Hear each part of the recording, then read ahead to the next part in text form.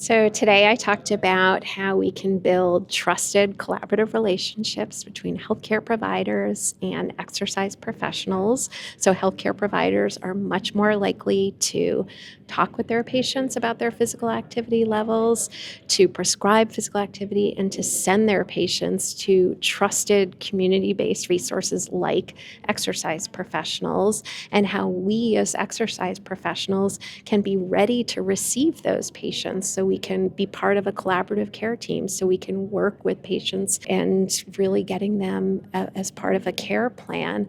I also talked about our national efforts as part of the Physical Activity Alliance to support this connection between clinic and community, so healthcare providers are overcoming the barriers they face to having these conversations with patients about physical activity and referring them to qualified exercise professionals.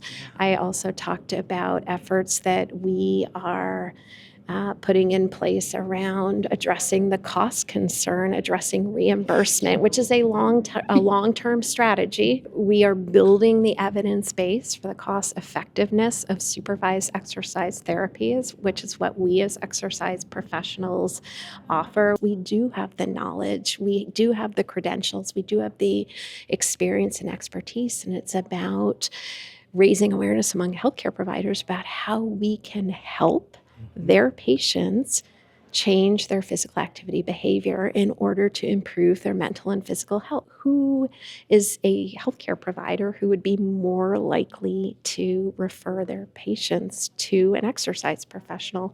It's a healthcare provider who's physically active themselves. So maybe you start in the four walls of your facility. Maybe you have healthcare providers who are already members, and so they can talk with their colleagues who might not be physically active themselves.